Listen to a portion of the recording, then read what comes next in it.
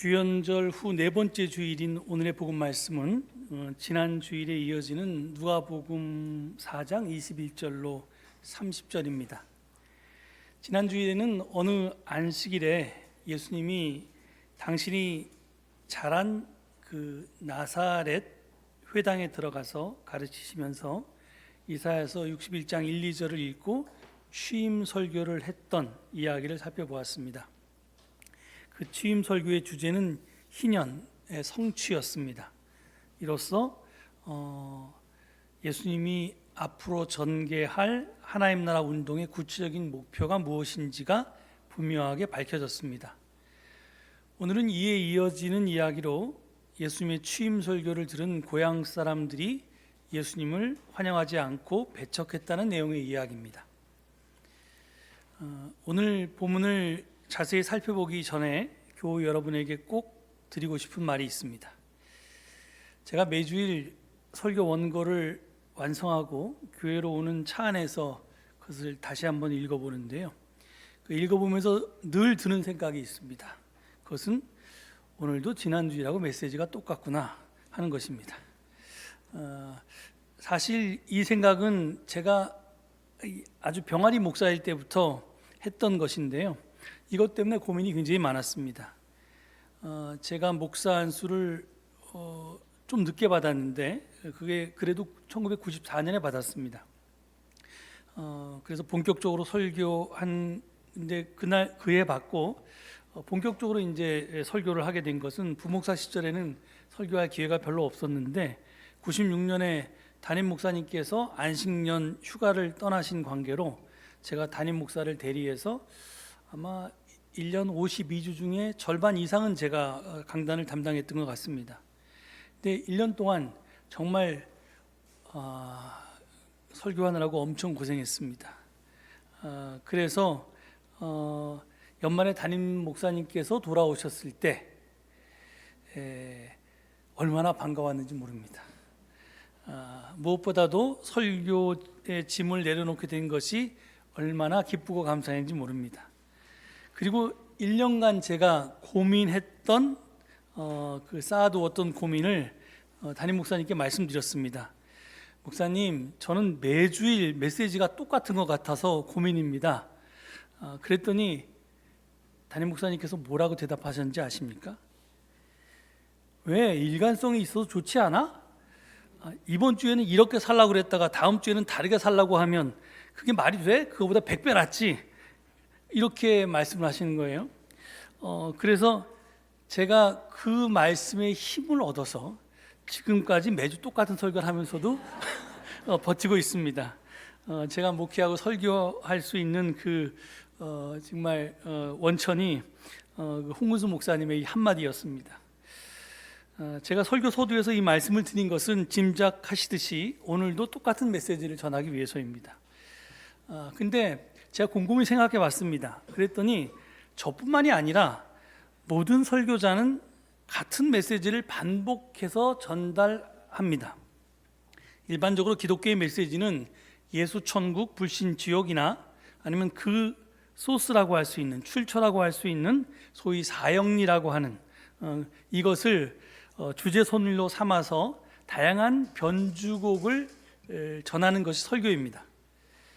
그 가운데 순복음교회의 삼박작 축복은 좀 약간 파격적인 변주곡인데요.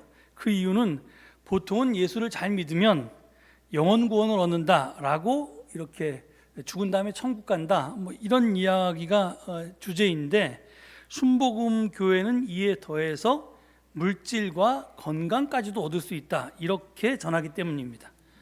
그러니까 축복의 범위를 그래서 삼중 축복이라고 하는데 이 영혼에서 육신까지 확대했고요. 그리고 그 장소도 내세가 아닌 현세까지 연장했습니다. 이는 자본주의가 번성하면서 물질의 축복을 갈구하는 대중의 욕망과 그리고 교회의 성장 이데올로기가 만나서 확대 재생산된 기복신앙과 번영신학의 결과물이라고 할 수 있습니다. 제 이야기가 좀 어려워졌는데요. 아주 쉽게 말하면 대부분의 교회는 예수 천국, 불신 지옥이나 그것을 좀 세련되게 포장한 번영신학을 주제선율로 삼은 다양한 변주곡을 매번 설교로 선포하고 있다, 이렇게 보시면 됩니다. 그러니까 저만 똑같은 얘기하는 게 아니라 목사님들이 다 똑같은 얘기합니다. 그러니까 여러분들이 저의 선생님께서 교회에 나오는 것은 인내심을 키우는 것이다, 이렇게 말씀하셨어요. 그래서 맨날 똑같은 설교를 하는 목사의 설교를 들어주면서 이게 인내심을 키우는 게 굉장히 중요한 신앙의 덕목이라고 그렇게 말씀하셨습니다. 근데 여기서 제가 한 가지 분명히 할 것은 있는데, 아무리 번영신학이 그 관심을 영혼에서 육신까지 확대하고 그리고 내세에서 현세까지 확장을 했어도 무게중심은 여전히 전자에 있다는 것입니다. 즉 영혼 구원과 내세 약속이 핵심입니다. 저도 영혼 구원과 내세 약속을 부정하지는 않습니다. 하지만 이것이 우리 신앙생활의 목표나 목적이라고 생각하지는 않습니다. 제가 믿는 신앙생활의 목표는 변화입니다. 지금 여기에서 우리와 세상이 변화하는 것을 저는 신앙생활의 목적이라고 생각합니다. 따라서 무게중심이 내세에 있지 않고 현세에 있습니다. 그리고 제가 생각하는 구원은 전인적인 구원을 뜻하는 것이지 영혼만의 구원을 뜻하지 않습니다. 제가 이렇게 생각하고 이렇게 믿는 이유는 제가 학부를 졸업하고요, 1985년에 신학대학원에 입학해서 지금 따져보니까 지금까지 무려 40년 동안 신학을 전공하고 또 성서를 연구했는데, 그 세월 동안 제가 이제 공부하고 또 묵상하고 이런 결과입니다. 저는 기독교인이란 지금과는 전혀 다른 세상이 실현 가능하다고 믿고 지금 여기에서 그 새 세상을 먼저 살아내는 사람들이라고 생각합니다. 제가 사람들이라고 하는 것은요, 혼자만으로는 그것이 힘이 드니까 불가능하니까 신앙 공동체를 이루어 함께 살아가야 한다는 것을 나타내기 위해서입니다. 물론 그런 우리 삶의 목표는 예수 그리스도이십니다.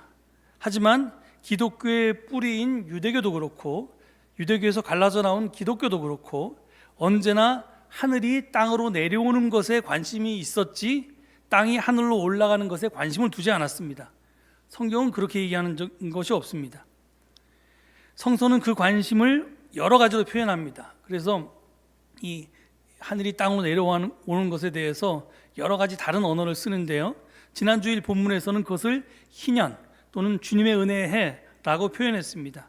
그리고 우리가 잘 알듯이 예수님은 그것을 하나님의 나라라고 표현했습니다. 그리고 이사야 예언자는 새하늘과 새 땅이라고 했고, 베드로 후서나 요한계시록은 이것을 그대로 인용하고 있습니다. 하여튼 그 표현이 무엇이든지 간에 그 모두는 지금과는 전혀 다른 새로운 세상을 가리킵니다. 인류는 보통 그것을 유토피아라고 불러왔습니다. 영어 유토피아는요, 그리스어에서 왔는데 그리스어로 우라는 말과 토포스라는 말이 합쳐진 건데, 우는 없다라는 뜻입니다. 토포스는 장소라는 뜻입니다. 그러니까 그런 곳은 존재하지 않는다라는 뜻입니다. 유토피아는.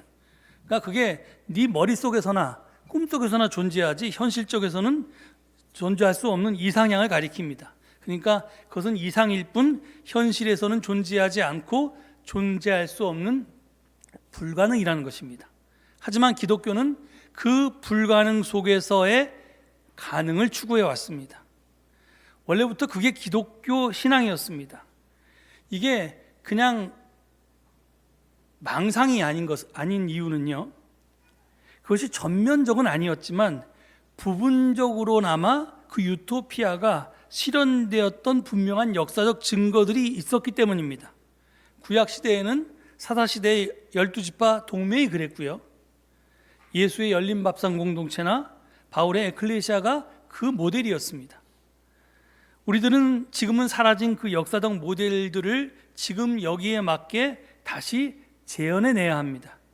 그리고 그것을 확산하고 지속시켜야 합니다. 이게 하나님의 꿈이었고 기독교의 소명이었습니다.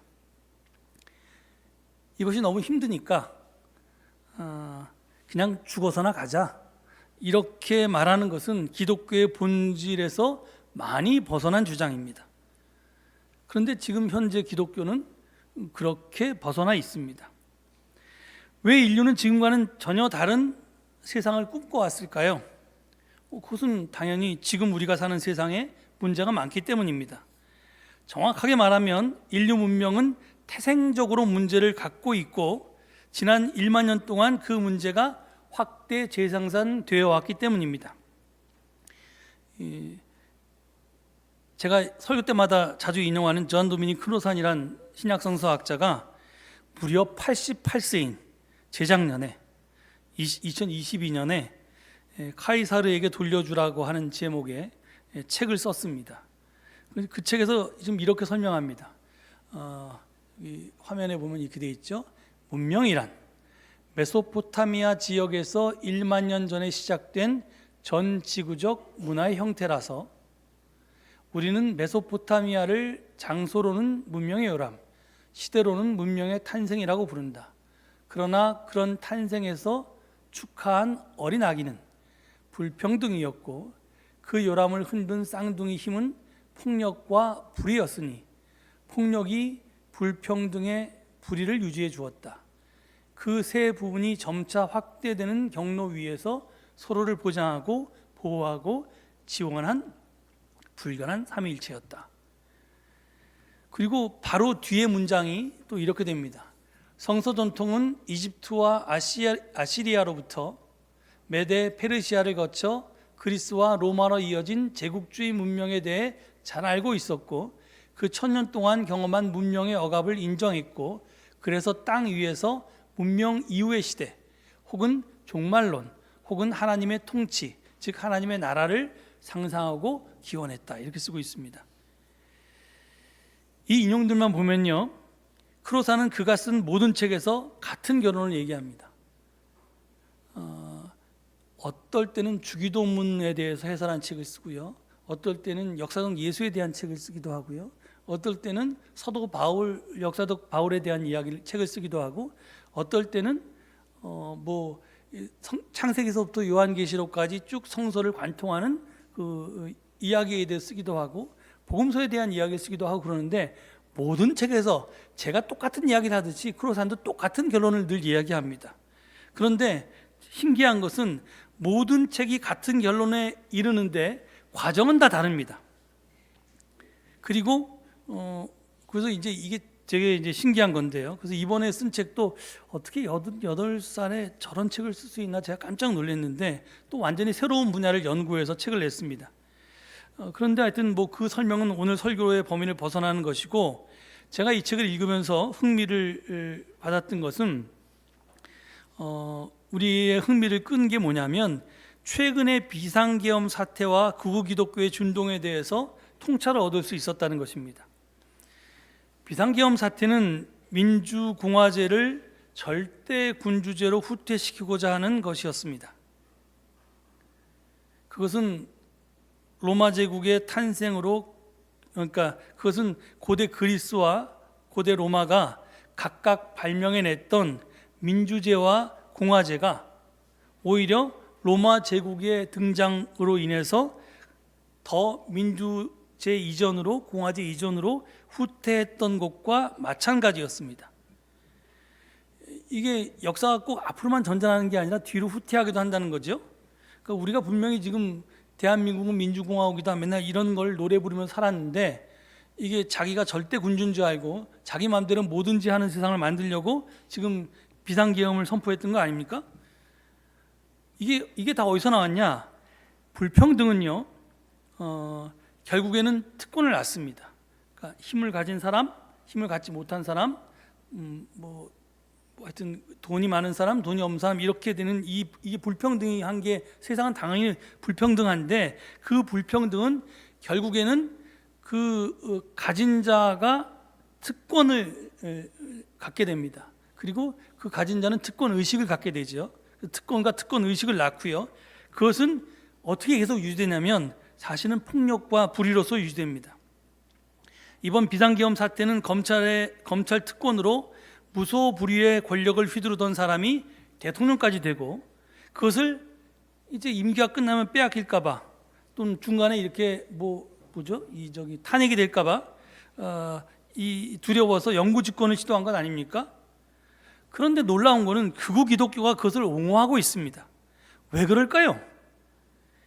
이미 극우 기독교는 불평등을 폭력으로 확대하고, 그리고 온갖 차별과 혐오를 통해 억압과 착취를 유지하는 편에 서왔기 때문에 그렇습니다.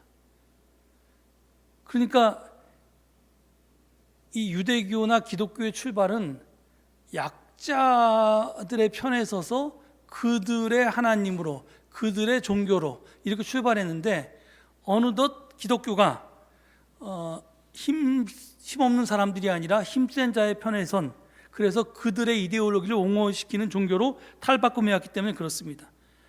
그러니까 뭐라고 포장을 하든요, 저들은 무늬만 기독교지 실제로는 적그리스도입니다. 힘의 편에 서고 힘을 추구하는 지금의 번영신학은 필연적으로 그런 식으로 타락할 수밖에 없습니다.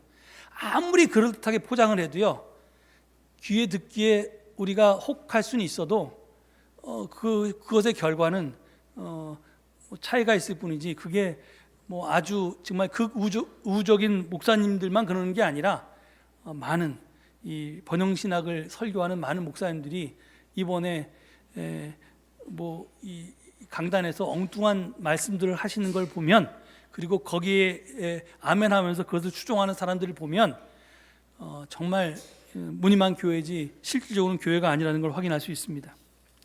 하여간 먼 길을 돌아왔는데요, 이제부터 좀 본문을 좀 보겠습니다. 제가 지난 주일 증언 때 예수님이 취임 설교로 이사야서 61장 1, 2절을 인용하면서 의도적으로 생략한 부분이 있다고 했습니다. 그래서 그걸 오늘 설명드린다고 해서 여러분들이 기대가 많으실 것 같은데 그렇게 기대할 만한 부분은 사실 아닙니다.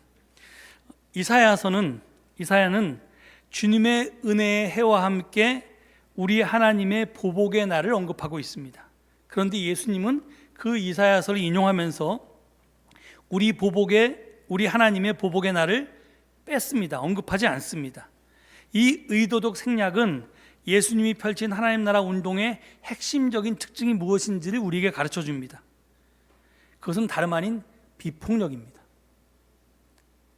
하나님 나라는 지난 주일에 희년에 대해서 살펴보았듯이 분배적 정의를 전제합니다. 안식일, 안식년, 희년으로 이어지는 이 제도는 사회적 약자를 보호하기 위한 것이었고, 이스라엘 사람들은 그러려면 우선적으로 경제 정의가 실현되어야 한다고 보았습니다. 그런데 경제 정의의 실현은 분배적 정의의 실현 없이는 불가능합니다. 어떤 사람에게는 혼자 많이 갖고 다른 사람은 조금 가지면 그것이 정의가 실현될 수가 없습니다. 그런데 이 성서는요, 분배적 정의의 실현을 법으로 강제하는 것처럼 보이지만 그 바탕에는 하나님의 사랑, 하나님의 은총에 대한 자발적인 응답이 자리하고 있습니다. 그러니까 뭐냐면, 너희는 이집트에서 노예였다, 힘없는 사회적 약자였고 힘 가진 강자에게 지배당하고 착취당했었다. 그런 너희를 불쌍히 여겨 해방한 분이 바로 야훼 하나님이시다. 하나님의 은총으로 말미암아 지금의 너희가 존재하는 것이다. 그러니 너희 가운데 다시 바로와 같은 특권 세력이, 특권 계급이 생겨나지 않게 해라.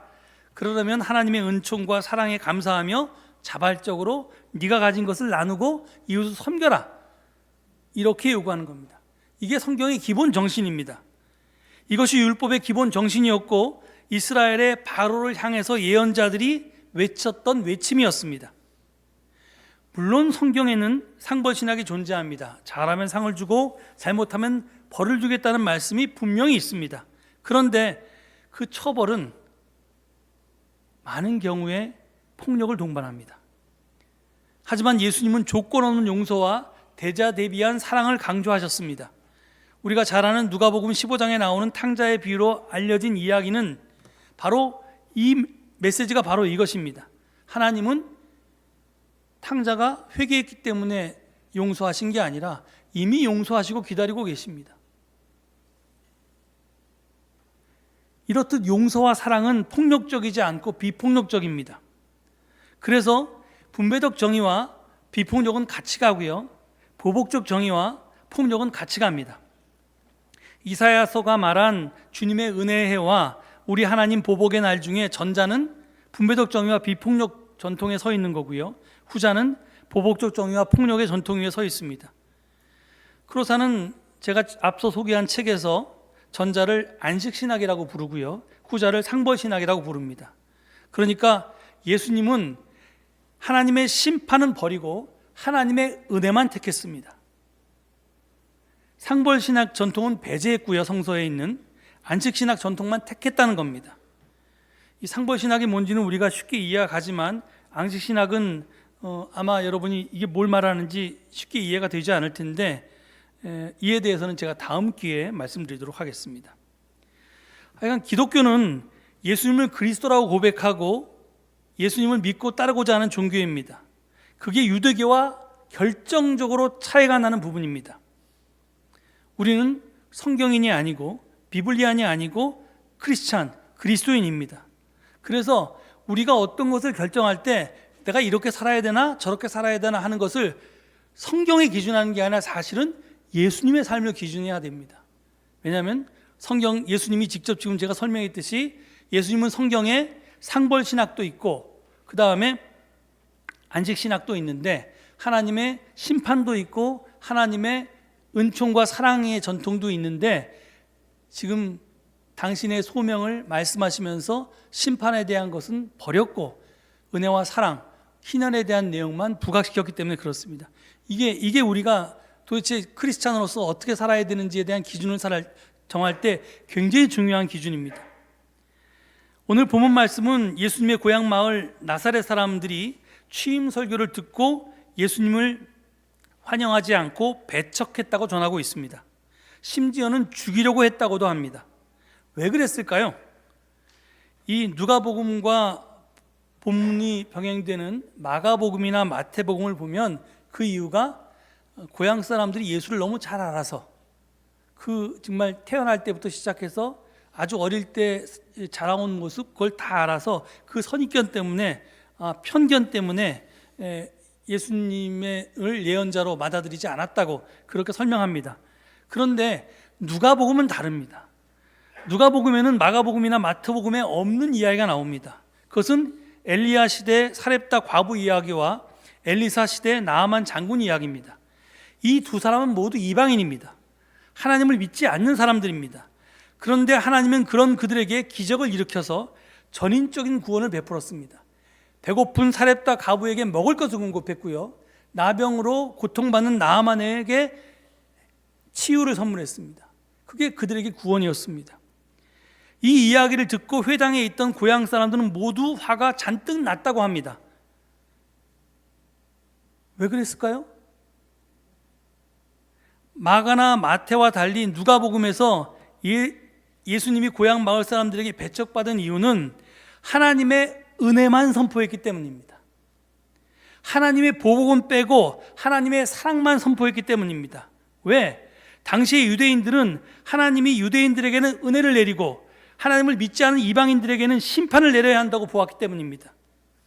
그런데 하나님을 믿지 않는 사람들에게 은혜를 베풀었습니다. 구원을 베풀었습니다. 있을 수가 없다고 생각한 겁니다. 그런데 예수님은 그런 유대인들의 일반적인 생각에 반대했습니다. 제가 예전에 그게 무슨 책이었더라, 성경 공부를 했는데 하나님에 대한 책을 가지고 한 학기 정도 우리가 공부한 적이 있는데 제가 갑자기 그 책 제목이 생각이 안 나네요.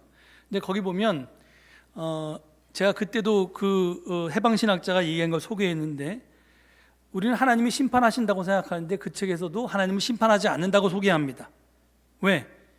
그리고 그런 사람도 여러 번 얘기했는데, 우리가 예를 들어 윤석열이가 탄핵이 됐다, 이번에 이제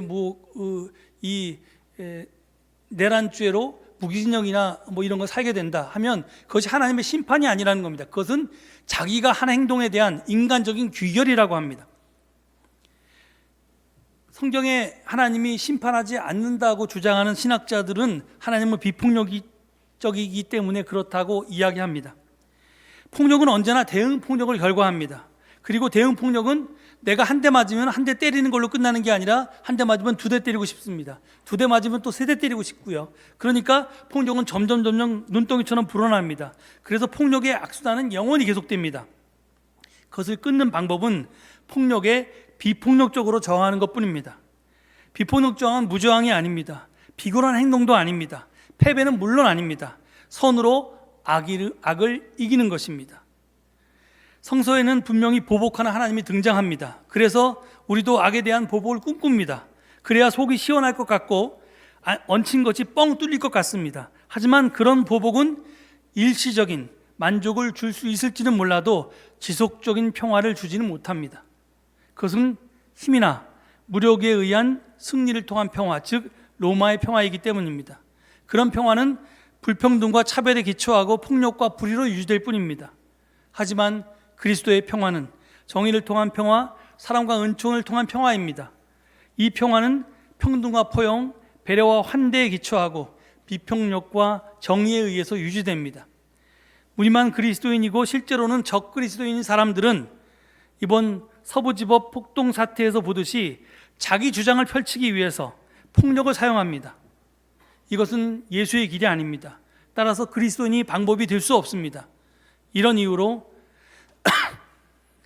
교회 이름은 사랑제일인데 실질적으로는 폭력 제일이나 폭력 저항 제일을 주장하는 아무개는 저는 아무리 봐도 목사이지도 않고 그리스도인이라고 생각하지 않습니다. 제가 늘 주장하지만 그 양반은 적 그리스도인입니다. 시간이 없어서 결론으로 넘어가고자 합니다. 민주공화국은 결코 폭력으로 지켜질 수 없습니다. 촛불 집회처럼 비폭력 저항을 통해서만 지켜질 수 있습니다. 비록 나와 다른 생각이나 신념을 가진 사람이 있어도 그들을 배척하고 차별하면 폭력이 발생하게 되어 있습니다. 구별이 차이와 다름을 인정하는 것에서 멈춰야지 배척과 차별로 나아가면 안 됩니다. 제가 기억이 안 나는데 크로산이 어떤 책에서 이런 말을 했습니다. 아마 다른 학자의 연구 결과를 인용했던 것 같은데 요점은 이랬습니다. 생각의 폭력은 언어 폭력으로 발전하고요. 언어 폭력은 반드시 물리적 폭력으로 나타난다. 이런 이야기였습니다. 이것은 우리의 역사가 증거합니다. 우리는 지금 남을 때리는 것만 폭력이라고 생각하는데 성경에 보면 이렇게 원수를 미워하는 것도 살인죄하고 똑같이 예수님 말씀하지 않습니까? 그런 이야기입니다. 그러니까 우리는 삼가 조심해야 합니다. 차이를 존중하고 나와 다른 이를 배려해야 합니다. 싫어하는 수는 있어도 미워하지는 말아야 합니다. 어차피 그들도 우리와 함께 살아가야 할 이웃이기 때문에 그렇습니다. 여러분, 이스라엘과 팔레스타인 사태를 보십시오. 상대를 인정하지 않으면 멸절밖에 방법이 없습니다. 이스라엘이 팔레스타인 사람들을 다 죽여서 없애지 않으면 그들이 이스라엘에 대해서 보복하는 것을 멈출 수가 없습니다. 그러면 그들은 당했으니까 보복을 할 테고요. 그러면 그들은 또다시 이스라엘의 폭력을 가하고 그 폭력적인 희생을 받은 이스라엘은 또다시 팔레스타인을 공격할 것입니다. 이것이 지금까지 계속되고 있는 현실입니다. 그러니까 아무리 밉더라도 우리하고 생각이 다르더라도 우리가 폭력적인 보복을 통해서 그를 응징하면 안 됩니다. 다른 방법을 통해서 예수님이 가르쳐준 방법을 통해서 우리가 그들과 함께 살아갈 공존할 방법을 찾지 않으면 그것이 이 진정한 평화가 이 땅에 올 수 없고 민주공화제도 지켜질 수가 없습니다.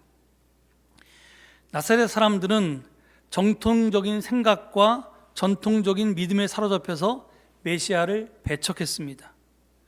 우리도 충분히 그런 잘못을 범할 수 있습니다. 폭력적인 심판이 아니라 비폭력적인 사랑과 은총이 하나님의 구원 방법입니다. 이 사랑과 은총을 우리의 몸으로, 우리의 삶으로 살아내는 그리스도인이 될 수 있기를 간절히 축원드립니다. 이 말씀 들으시면서 잠시 침묵 가운데 기도하시겠습니다.